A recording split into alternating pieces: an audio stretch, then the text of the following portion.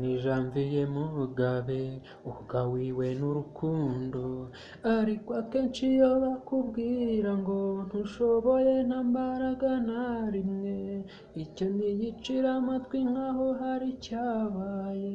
Ukwezi nikugira cyangwa se umwaka, hari icyo nateguye kandi nzabatungura. Ikiza ntungura ni iki? N'ubugingo buhoraho, nibikiye umuryango mu mubiri. Icyiza cyabyo ni uko mfite icyo ngamije, bajya bambwira ngo za famiye nzigirangira. Mfite umuryango nuko ntabyiratana, ikindi kandi ibyo banyifuriza ntibabibona. Uzishaho gupfa utabonye ikibero cy'umwana w'umuntu. Ibyo ngibyo njye ntago byankanga, ahubwo nzituriza mfata igihe cyanjye. Mubwire nti munsi nanjye nzashira ivi hasi, nzatuga ivi hasi mvuga inti nanjye ngiye kubaka umuryango. Iteka ryose iyo muhura mwigereza, kumutekereza ibimubamo.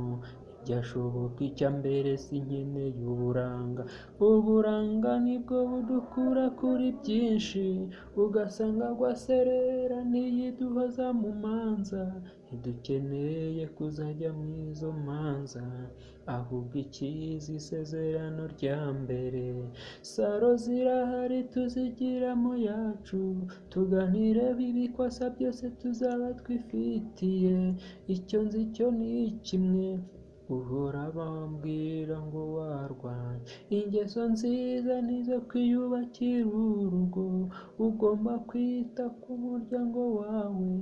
Imana nziza niyituburanya, erega gukura ntibisaba kuba umwana, cyangwa se uri mugufi cyangwa muremure. Imana yonyine niyo izi uko itegura, izampa umwanya wo kubitekerezaho. Intambwe nziza niyo kugera ku ngingo nzima, kandi gutungurwa no kumva ibyo nshaka gukora. Iteka ryose iyo cyo wisizemo iyo ugikora, ubwonko bwawe iyo burimo buyobagurika, ibyo ukusinda cyangwa se ibyerekezo by'ubwo bufite uzageraho bushire. Gushirika ubwoba no gutinya nibyo bitudindiza, erega burya umwana nuhora afite amarere.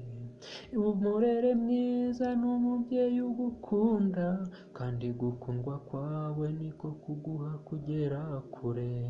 Erega icyo mbabwira, uburere buruta ubuvuke. Iyo navukiye mu rugo rw'abantu bagira itiku, nirengagiza ibyabo nkahungira mu mirimo yanjye iyo ari yo yose n'abankora. Umutekano muri njye niwuma kugubwa neza, nzawigisha n'umukundwa nzagira. Ega ukuntu kumutetesha kumwiyumva mu buryo ntaribeshe. Baza amayeri yo gutanya babanye neza, genda bazi nuko bashaka kunshira mu mutima mubi. Uwo mutima kuba ntarawuvukanye, arega hari n'umubyeyi urutwa n'uwahandi, kuko kurera nk'aho ari we bakubyaye, ugakurira mu buzima bwiza utitaye ku cyo bari cyo.